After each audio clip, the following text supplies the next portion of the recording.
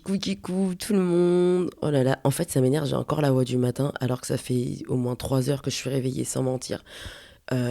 Donc, écoutez, on va faire avec ma voix suavée, vous allez l'écouter. Mais non, ça fait vraiment... Je pense que c'est juste comme je suis toute seule, ça c'est un truc trop marrant. Quand tu habites tout seul, tu peux très vite te rendre compte que tu parles à personne, tu vois. Ça me fait penser, il y avait des TikTok de gens qui montraient, oui, quand tu vis tout seul et que tu fais du bruit juste pour voir... juste pour t'entendre, parce qu'en fait, ça fait des heures que tu parles pas et qu'il y a personne qui parle avec toi. Anyway, that's how I feel at the moment. Non, je suis réveillée, il est 11h10, je suis réveillée depuis au moins 8h30. Et, I mean, this is the voice. And this is the voice. J'ai parlé à personne ce matin, donc on va faire avec. Alors les petits loups, ça y est, comme vous savez, ben c'est septembre. Mais ouais, en fait, ça me choque de me dire que ben l'été 2025, il est passé, il vient littéralement de finir et je suis un peu en mode. En vrai, ça me surprend. Enfin, ça me surprend. Non, bah, c'est le temps qui passe, c'est comme ça, c'est la vie. Mais c'est vrai que genre l'été 2025, ça y est, il est fini. On ne reviendra pas en arrière. Juillet, juin, août, tout ça là. Non, juin, juillet, août. Ouais, c'est fini. De toute façon, je savais, c'est pour ça que j'aime pas le mois d'août. Genre, je trouve que c'est un mois qui sert à rien. Je suis désolée. I'm sorry pour ceux qui sont nés en août. I'm sorry for those who like le mois de août. Moi, je l'aime pas. Et pourtant, Marie, elle est née en août et j'aime beaucoup Marie. Mais justement, quand son anniversaire, il passe le 10 août, et ben, je sais que elle gâche l'ambiance, que c'est fini, c'est la fin de l'été, quoi. Donc, et en plus, dans notre famille, c'est celle... Ah non, c'est pas la dernière qui fête son anniversaire. Parce que mes parents, ils sont nés en décembre. Mais dans les enfants, ben, c'est celle qui est née ben, le plus tard, on va dire, dans l'année, quoi, en août.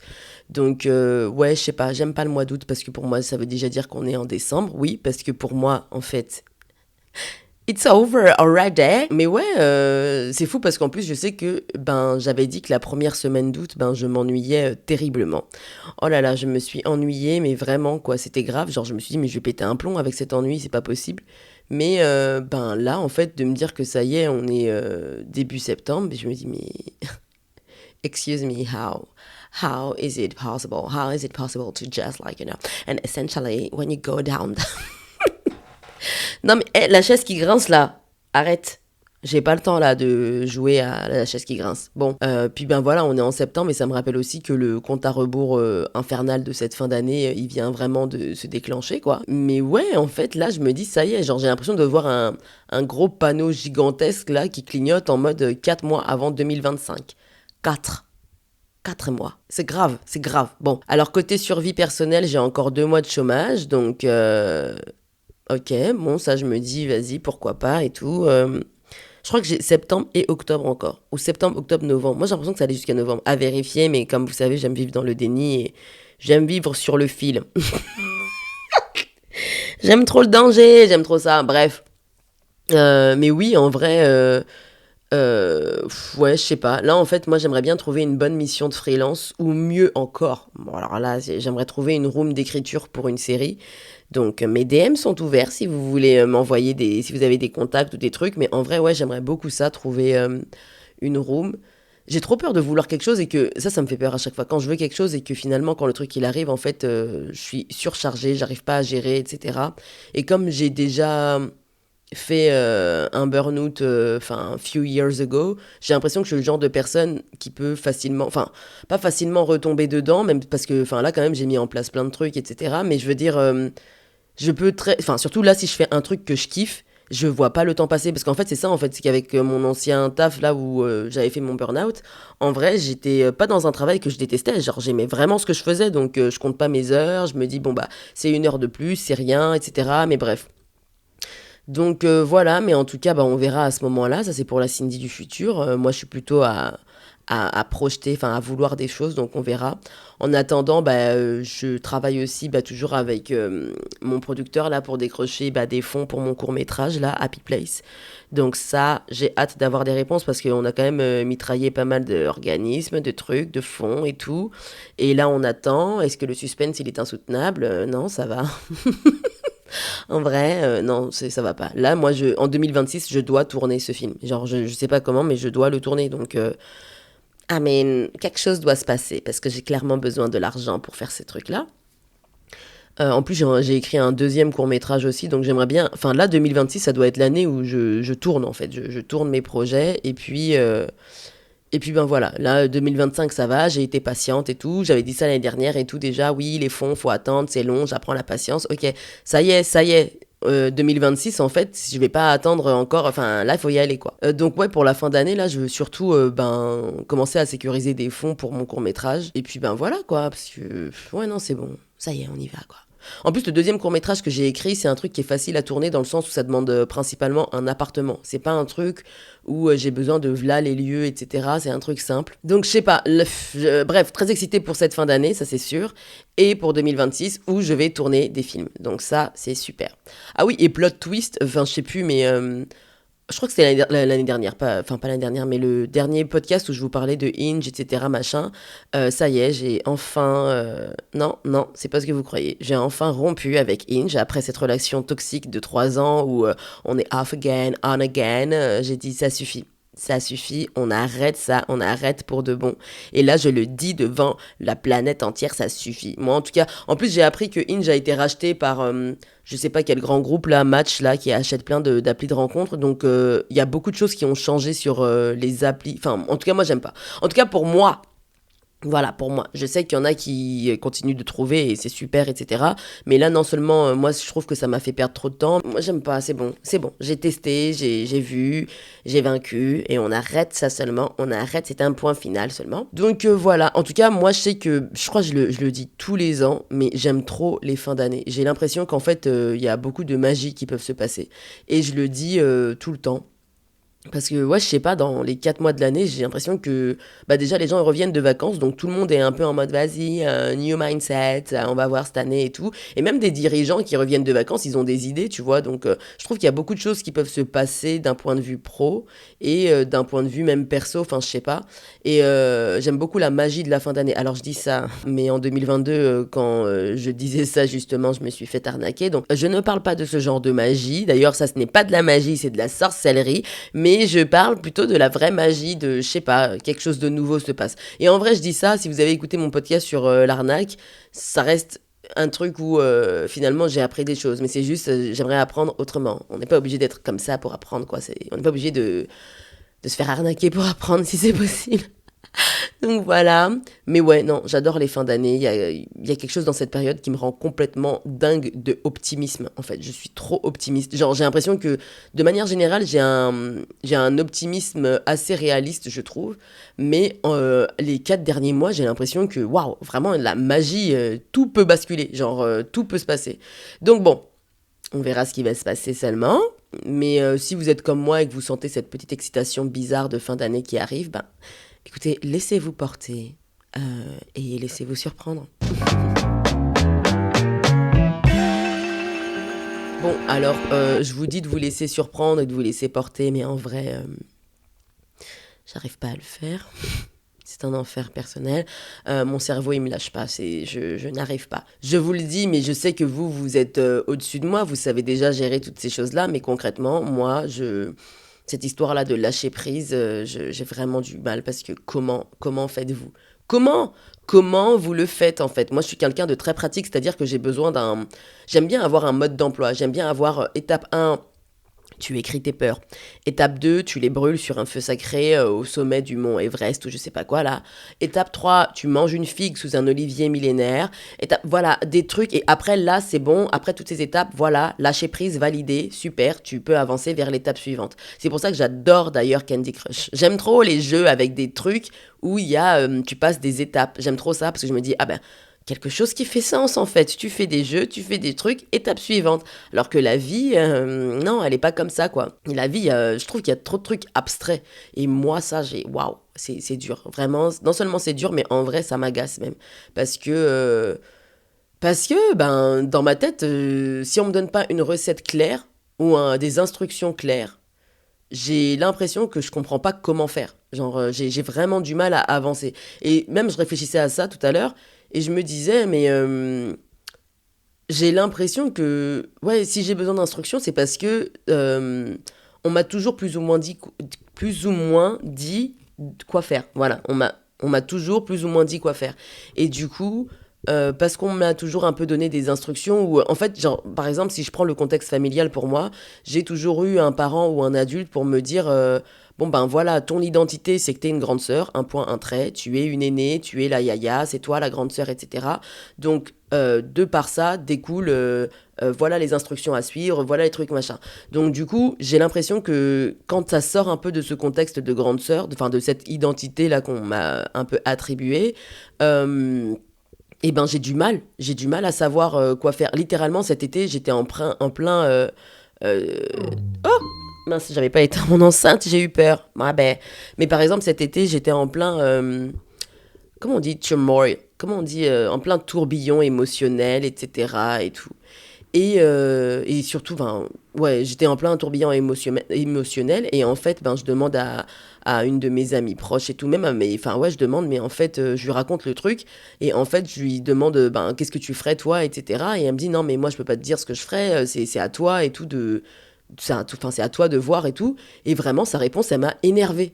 Genre vraiment, ça m'a énervé, je lève les yeux au ciel et au bout d'un moment, elle finit par me dire bon, si c'était moi, voilà ce que je ferais et je me suis dit ah yes, voilà, donne-moi les clés point par point pour que je sache comment agir, comment faire, quoi dire parce que là je sais pas en fait, je ne sais pas. Et du coup, ben je pense que c'est ce qui fait que j'ai du mal à juste prendre le truc comme il vient et tout parce que ben jusque là ça a toujours été très clair parce que ben je suis une grande sœur donc il y a ce truc très clair de bon bah voilà les obligations qui viennent, voilà les instructions et c'est assez clair. C'est nul hein, mais c'est très clair pour moi et tout alors que enfin en dehors de de ce truc là, quand il s'agit d'être ben moi mon identité à moi-même enfin personnellement comment je suis en tant qu'individu, j'ai trop du mal à savoir. Genre là, par exemple, il y a eu un peu un gros craquage de je suis une grande sœur, etc. Enfin bref, bon, ça j'en parlerai à un autre moment, mais il y a eu un peu, j'ai eu un gros coup de, je sais même pas, c'est même pas un gros coup de fatigue, mais je crois que c'était un burn-out de grande sœur. Mais vraiment, je pense que un burn-out de tout ce que ça veut dire d'être une grande sœur, on va dire, dans ma culture, dans ma famille, etc. Genre, je sais pas, j'ai l'impression que je dois du coup trouver mon identité en dehors de ça. Et ça a toujours été un truc avec lequel j'ai toujours lutté. Donc, je suis un peu perdue, je vous avoue, là en ce moment dans ma life. Je suis pas perdue en mode. Alors, ce qui est fou, c'est que professionnellement, je sais très bien où je vais, etc. Mais en termes d'identité, j'ai l'impression, et c'est ce que je disais à Marie hier, genre, j'ai l'impression que je sais. Ouais, que je suis un peu perdue. Je suis un peu perdue là. C'est pas que je sais plus qui je suis, mais je suis un peu perdue. Et that's a fact. Et tout ça, je suis perdue et on me dit de lâcher prise. Non, genre, faut me donner quelque chose, quelque chose. Mais là, en vrai, je sens bien que, ben, faut lâcher prise pour de vrai, quoi. Donc, voilà. Du coup, je suis assez anxieuse en ce moment. Et c'est trop marrant parce que j'entendais récemment dans un podcast quelqu'un qui parlait de comment il avait la paix intérieure, etc. Et en fait, il disait que ben, ça venait du fait d'arrêter de se battre contre ce qu'il pouvait pas contrôler.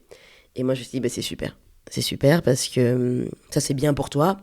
Moi, j'ai besoin quand même de savoir ce qui se passe. Donc, c'est soit tu donnes la notice de comment tu fais pour arrêter de te battre contre ce que tu peux pas contrôler, et là, du coup, on peut avancer collectivement, soit tu fermes ta gueule parce que, en fait, non, mais on peut pas commencer à dire des trucs comme ça et on donne pas d'instructions, excusez-moi, mais je veux pas m'emporter, hein. Mais voilà, c'est pas évident. Donc, moi, je sais pas faire ça. Voilà, ça m'énerve.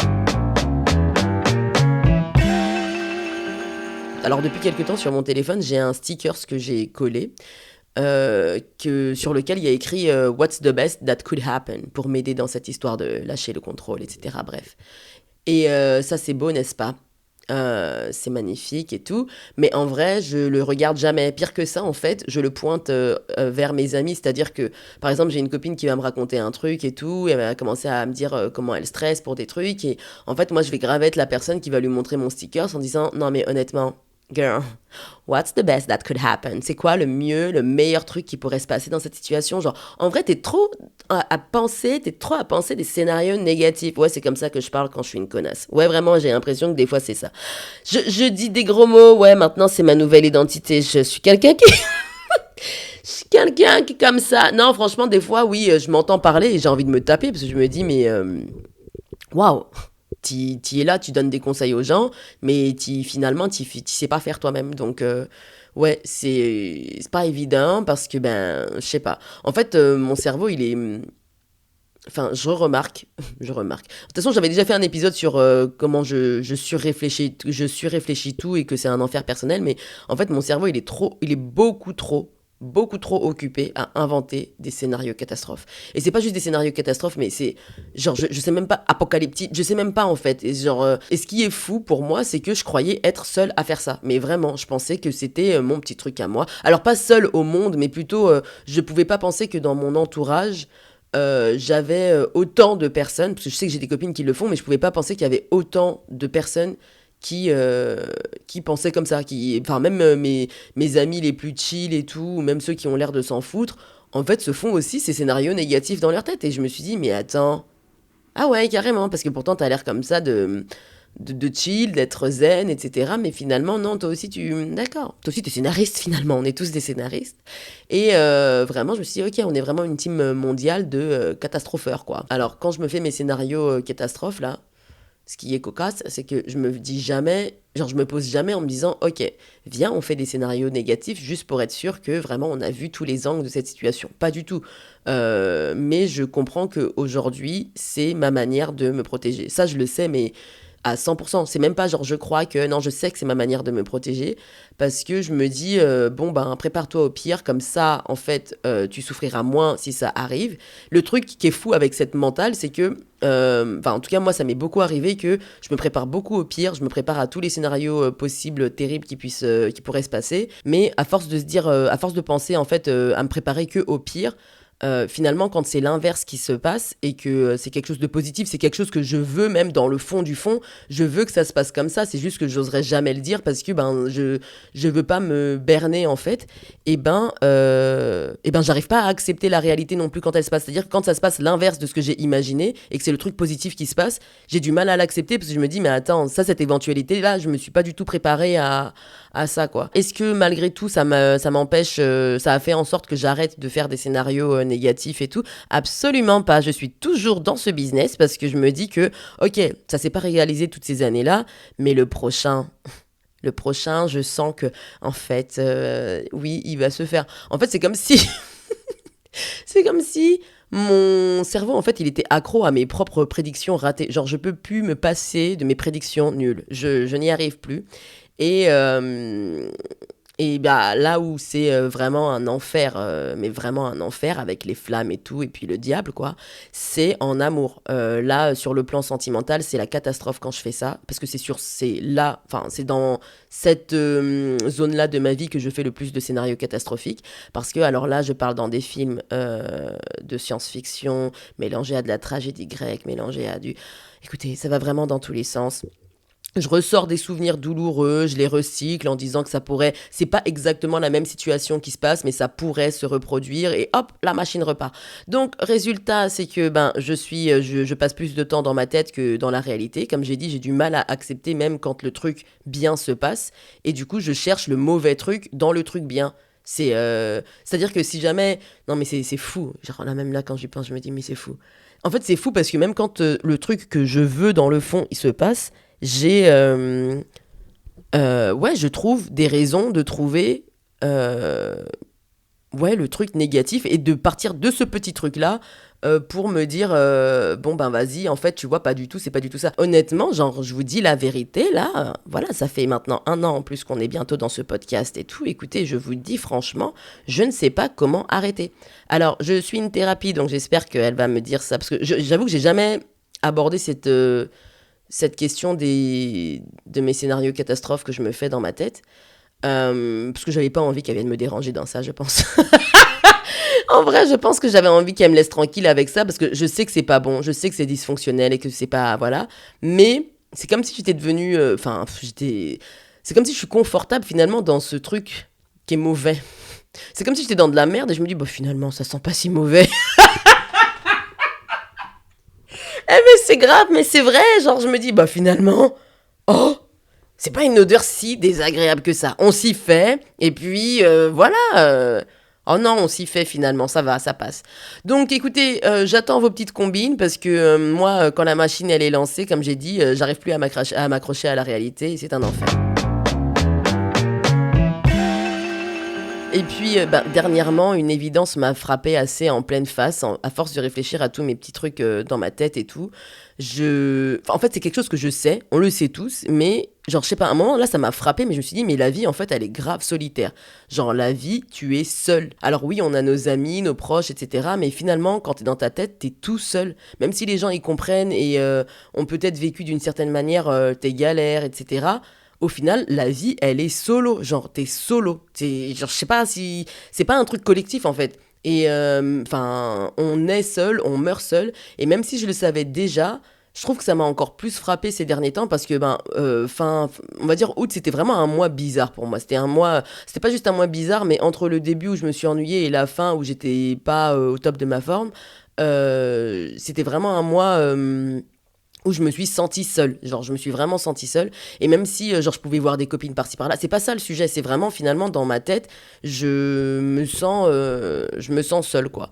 Et en fait je me sens seule parce que je dois faire face à des situations difficiles toute seule, c'est-à-dire que on peut souvent me donner des conseils et me dire voilà comment tu pourrais faire, ou voilà ce que je te conseille, ou j'ai vraiment un entourage super, etc. À ce niveau-là, c'est pas le sujet, mais quand tu dois affronter la situation, tu l'affrontes seul en fait.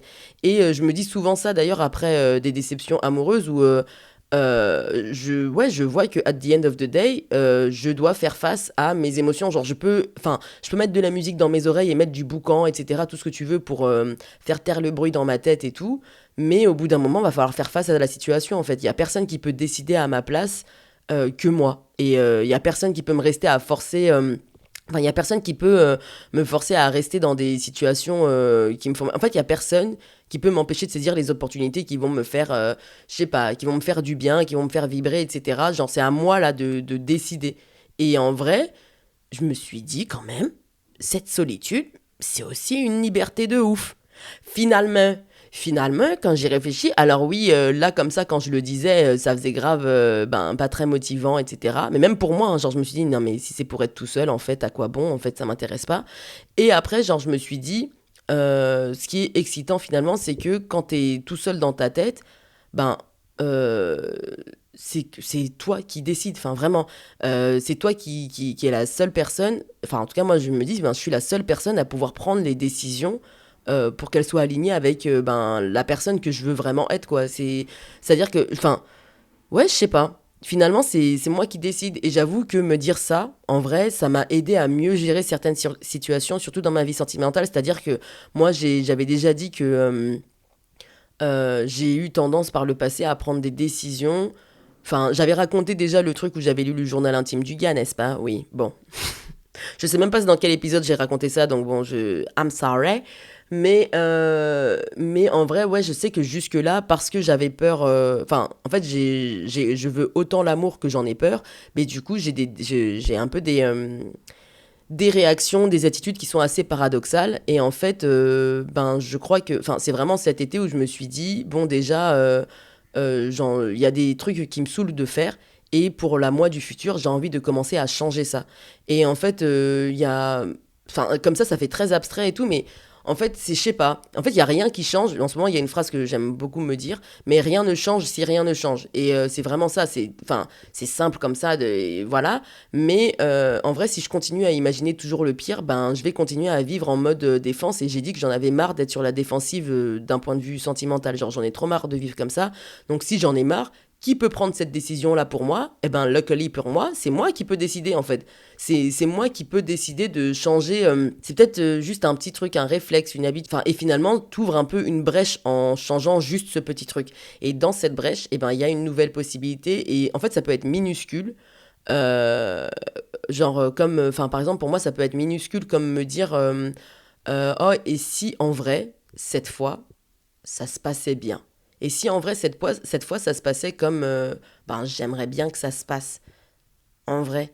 Et si là, tout pointait vers le fait que, là, ça va dans la direction que j'aimerais que ça aille, quoi. Et là, pour le coup, je parle beaucoup du sentimental, mais même dans le pro, genre, il y a des trucs qui se passent des fois et je me dis, oh, mais j'ai moins ce truc de scénario catastrophe dans le pro. Parce que je sais pas pourquoi, mais j'ai la certitude que je vais devenir réalisatrice, quoi. C'est même pas un sujet, genre, c'est pas le truc où je me dis, ah, mais peut-être que ça va se faire ou pas. Non, non, je le sais, j'ai aucun doute là-dessus. Je peux avoir des doutes un moment en mode, ah, mais j'ai pas d'idée, etc., machin, ou, enfin, je sais pas, je peux avoir des crises créatives, un moment dans mon truc où je sais pas, où je panique et tout, mais je sais là où je vais avec ça. Par contre, dans ma vie sentimentale, comme j'ai jamais été en couple, il y a un peu ce truc où je me dis, ben, comme c'est jamais arrivé, qu'est-ce qui me fait croire que cette fois-là, ça peut se passer, quoi? Et qu'est-ce qui me fait croire que cette fois-là, ça se passe comme j'aimerais que ça se passe? Genre, je sais pas si vous voyez très bien ce que je veux dire.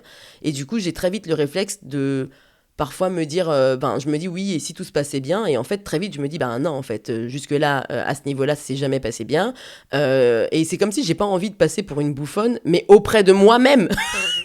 J'ai pas envie, en fait, genre, si je me fais avoir, je vais avoir tendance à me dire, non, mais Cindy, avec tout ce que tu sais, avec tout ton savoir, ton cerveau intelligent, t'as pas vu que c'était pas ça du tout. T'as pas vu qu'en fait, c'était tellement évident. Comme quand je me suis fait arnaquer, en fait, quand je revois la situation, et c'est ce que je disais, genre, je me suis dit, enfin, je me dis que c'est évident que c'était ça qui se passait, c'est évident que j'étais en train de me faire arnaquer, quoi. Enfin, en vrai, il faut que j'arrête, c'est tout simplement ça, hein. Déjà, il faut que j'arrête, c'est pas une histoire de, ouais, mais comment tu fais pour arrêter? En vrai, il faut que je prenne le pas d'arrêter, en fait.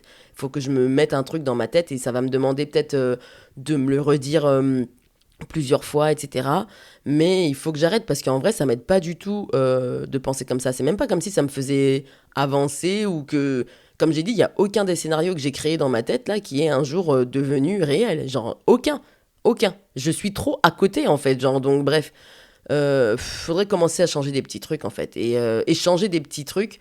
En vrai, c'est pas magique en fait. C'est juste des petits trucs qui vont déjà bah, être un début. En fait, il faut un début à ce changement.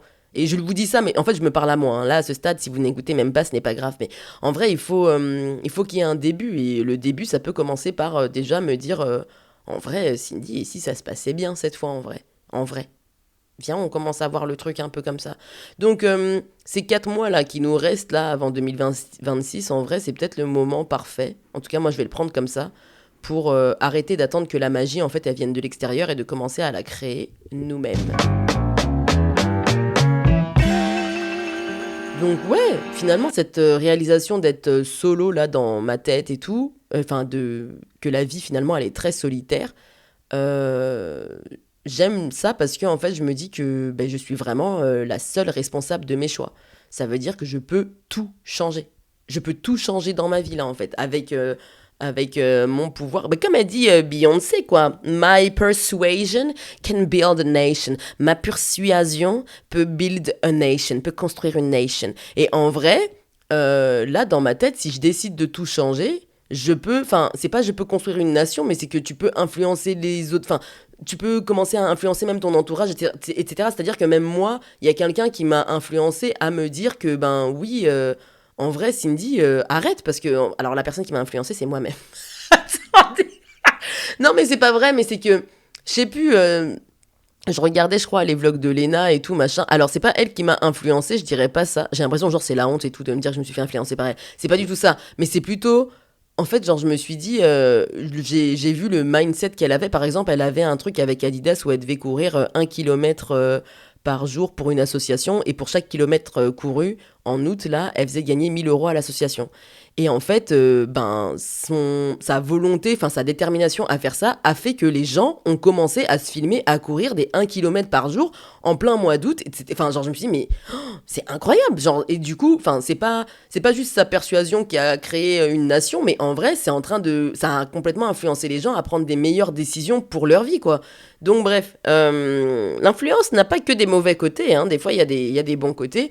Et ouais, genre, je me suis dit, mais Cindy, c'est bon, en fait. Genre, là, ce qui, moi, me fait me dire que c'est bon, j'en ai marre d'être dans ce cercle vicieux, là, c'est parce que ben, je vois que j'avance pas, en fait. Genre, j'en suis au point mort. J'en suis en point mort toujours dans ma tête, en fait. Et j'aime pas me dire que purée, Cindy, ça fait genre 20 ans, là, qu'on est à penser pareil. Et c'est juste pas possible, quoi. C'est juste pas possible. Pour moi, là, c'est... Non. C'est pour ça qu'en vrai, quand là, je décide même de prendre la décision de terminer ma relation toxique là avec Inge ou de me dire que ben ce court-métrage enfin qui me tient à cœur, genre je vais me battre pour qu'il existe et même cette peur de pas trouver de mission, etc. En fait, genre je veux transformer tout ça en énergie pour démarcher plus intelligemment, pour changer mon petit monde, quoi. Et en changeant mon petit monde, ben dans mon petit monde, il y a mes proches, il y a tout ça, donc tout le monde va s'influencer à faire mieux, quoi.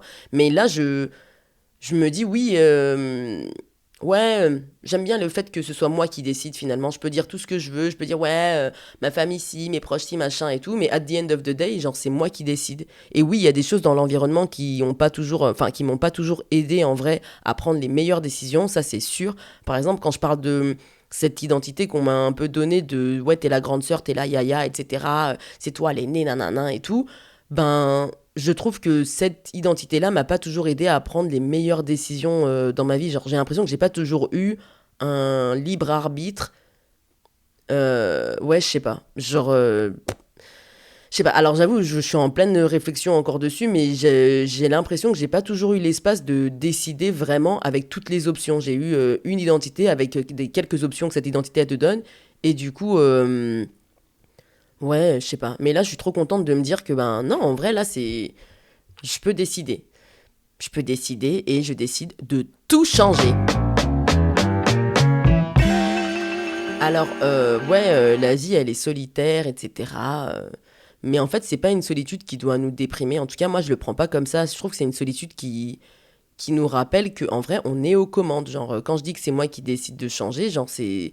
Je sais pas, cette solitude, elle te rappelle, c'est toi qui es aux commandes. Si tu décides de rester dans ton lit ou tu décides de. Alors, il y a rien de mal à rester dans le lit, hein. On a tous eu des moments où on veut rester dans le lit pendant des mois, hein. C'est pas le sujet. Mais en vrai, c'est toi qui décides. C'est toi qui décides. Oui, il y a des circonstances, etc. Mais finalement, c'est toi qui prends la décision. Et je trouve que le truc le plus fort qu'on puisse faire, en tant qu'humain, c'est décider. Mais vraiment, genre, réfléchissez à ça. C'est-à-dire que quand vous vous réveillez le matin, enfin, vous prenez une décision. C'est un truc hyper fort de décider pour sa vie. Je sais pas. Moi, je trouve ça trop fort de me dire que le truc le plus fort qu'on puisse faire en tant qu'humain, c'est décider, c'est choisir en fait qu'est-ce qu'on veut faire. Donc, je sais pas. Avec les 4 mois qui restent, bah, avant 2026, bah, on a le temps de tester des choses, on a le temps de zapper de chaînes là dans notre tête. Moi, perso, ben, comme j'ai dit, j'ai décidé d'arrêter, par exemple, les applis, etc., machin. Euh, de me concentrer sur mes projets, d'essayer, je dis bien d'essayer de calmer ma machine à scénario. Et, euh, et puis, ben, un jour, peut-être, je vous dirai, mais les gars, j'ai plus tout de scénario catastrophe dans ma tête, c'est un truc de ouf.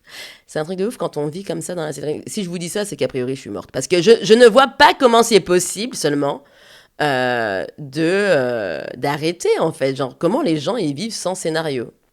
Personne ne vit sans scénario en vrai, tout le monde fait des scénarios, même les personnes âgées, je suis sûre ils se font des scénarios catastrophes comme ça, je sais pas, bref, voilà. Donc vous, je sais pas c'est quoi les petits changements que vous devez faire, que vous voulez tenter avant la fin de l'année, et surtout ma question pour vous c'est comment, quelles sont vos techniques pour arrêter les scénarios catastrophes, parce que honnêtement j'ai besoin de vos tips quoi. Voilà pour aujourd'hui, on est peut-être seul dans nos têtes mais finalement, on est ensemble sur le chemin de la vie et ça c'est déjà énorme. Je vais grave finir maintenant tous les podcasts en rigolant, etc. Mais hey, je vous ai même pas souhaité une bonne journée de Thanksgiving. Bah écoutez, c'est la fin de toute façon de cet épisode. Hein. Faut que je vaque à mes occupations. Faut que j'aille faire des courses. J'en ai marre. Ça par contre, faire des courses, vraiment, j'ai trop hâte de me débarrasser. De toute façon, il y a trop de choses. Le jour où j'ai de l'argent, il y a trop de choses dont j'ai envie de me débarrasser. Le jour où j'ai de l'argent pour payer des gens pour faire des choses pour moi, par exemple, faire le ménage. Oh, je ne veux plus faire le ménage dans ma vie. Ce n'est pas une activité qui me fait du bien. Ce n'est pas une activité où je me dis, ah, mais quand même, et tout, tu vois, j'ai un peu de temps pour moi, etc. J'ai une copine, elle aime trop ça. Genre, c'est horrible, c'est horrible. Je veux arrêter de. Par exemple, pour moi, l'enfer, ça ressemble à ça. Ça ressemble à faire le ménage en constante avec des scénarios catastrophes. Mais voilà, non, ça, dès que j'ai l'occasion de payer quelqu'un pour m'aider à faire, enfin, pour faire le ménage à ma place, c'est même pas m'aider, je ne veux plus toucher à ça, je ne veux plus. Oh là là, ce serait extraordinaire. Ensuite, quand j'aurai des enfants, ce seront eux qui prendront en charge le ménage, et puis à leur tour, ils paieront quelqu'un. Voilà, et puis ben, petit à petit, mais je veux dire, je détesterais avoir des enfants qui savent pas faire le ménage, ce serait trop la honte pour moi. Genre en mode, ils tiendraient un balai et ce serait en mode, mais en fait, c'est quoi ça? Ah non, là, j'aurais trop la honte. Moi, je sais ce que c'est un balai. Genre, j'ai fait le ménage toute ma vie. C'est pour ça que je suis fatiguée, en fait. Là, je veux vraiment surfer là sur la vie. Je veux juste qu'on fasse les choses pour moi. Je suis fatiguée. Je veux juste que les choses m'arrivent. Je veux des bénédictions dans ma vie, je veux des trucs bien. Et je veux plus rien faire, en fait. Je veux me concentrer que sur mes projets, je veux plus faire de ménage, de trucs. Mais bon, pour l'instant, c'est pas comme ça. Pour l'instant, je suis ma propre femme de ménage. Et puis ben voilà, on verra ce que ça va donner. Peut-être dans le prochain épisode, je vous dirai, ça y est les guys, j'ai gagné au loto et je paye une femme de ménage pour faire le ménage, c'est moi. Et finalement, n'est-ce pas ça la vraie source du bonheur? Je vous pose la question, je vous laisse méditer. Et puis ben en attendant, je vous dis à la semaine prochaine. Passez une bonne journée de Thanksgiving. Bisous, bye.